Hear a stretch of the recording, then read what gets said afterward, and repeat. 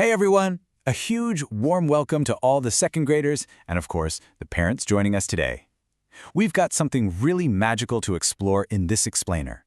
We're going to be diving into a beautiful Kannada poem from your textbook called Bannada Hakki, which simply means the colorful bird. So let's just jump right in and see what kind of story is hiding in these verses. But, before we get into the actual words of the poem, I want you to just use your imagination for a second. Have you ever felt, kind of bored on a quiet afternoon and suddenly wished you could just sprout wings and fly right up into the clouds? Just imagine soaring over those tall trees, feeling the cool wind, going on a massive adventure whenever you wanted. Well, guess what? The little girl in our poem today feels the exact same way.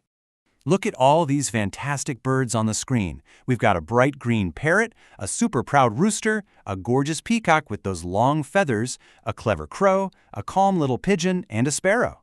Now, if you could call any bird down from the sky to be your absolute best friend, which one would you pick? Keep that in mind as we figure out what kind of magical, colorful bird our story is actually about today.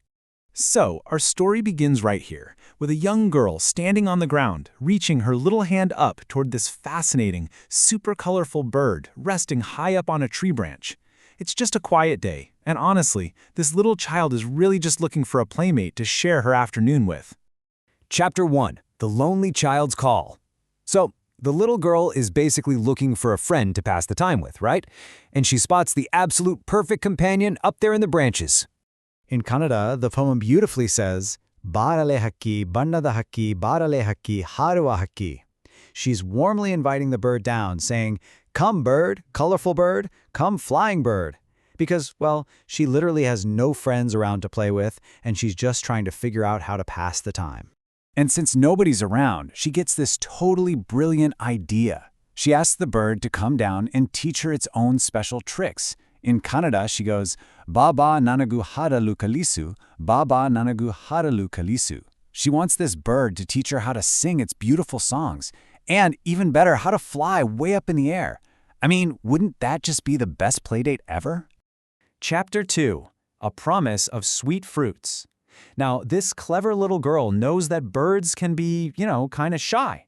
So she realizes she needs to convince her new feathered friend to actually come down from the tree with a really tasty treat.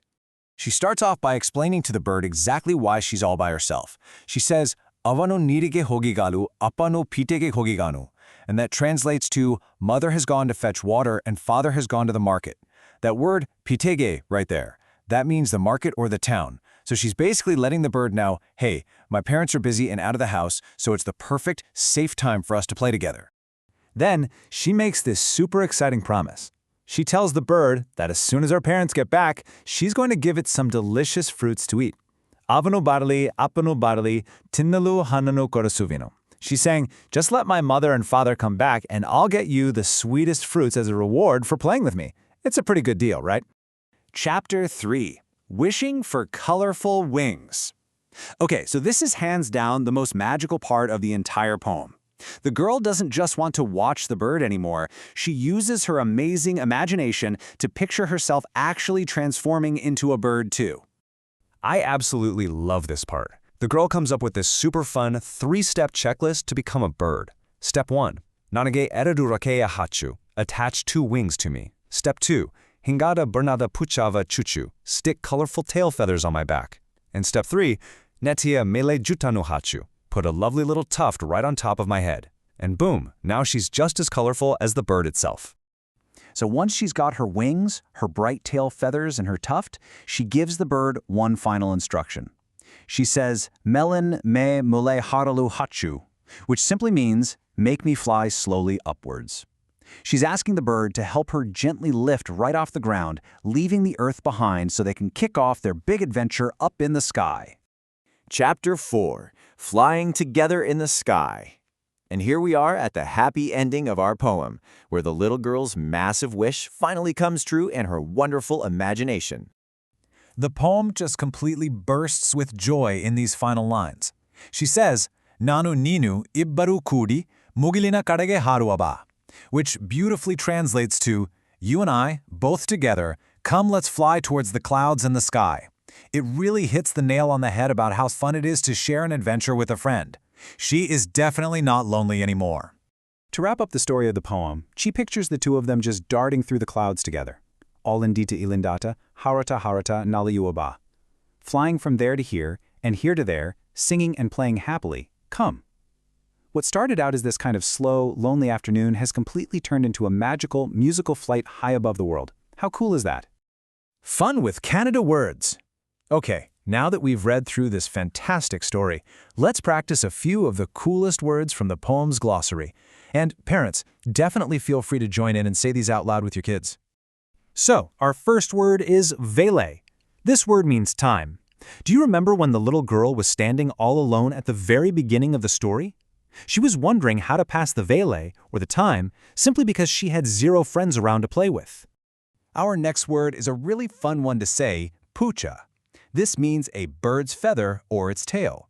Think back to that fun moment in step 2 of her imagination checklist when she asked the bird to stick colorful pucha, or tail feathers, on her back so she could finally fly. Now take a look at these two words side by side. Hadalu, which means to sing, and haralu, which means to fly. Notice how similar they sound? They're rhyming words. The poet uses these rhymes to make the poem sound like a beautiful song when you read it out loud. Remember, the girl wanted the bird to teach her to hadalhu and haralu. And here's another brilliant rhyme from the textbook exercises. Hakku, which means to attach, and chuku, which means to stick or prick. Irudakkeya hakku, Bannada puchava chuku. It gives the Kannada language such a bouncy, musical rhythm, doesn't it? It honestly makes the poem incredibly fun and easy to memorize. Here's the full poem, Bannada Hakki, exactly as it appears in your textbook. I really want to congratulate all our young learners for reading through this entire story with me. And of course, we've got to give credit to the author, CPH Katimani, who honestly just perfectly captured the magic of a child's imagination. But before you go, I want to leave you with one final question to think about. If you could attach 2 wings, colorful tail feathers, and a cute little tuft on your head right now, where would you fly to? Keep using your amazing imagination, just like the little girl in the poem. Thank you so much for exploring this with me today, and keep learning.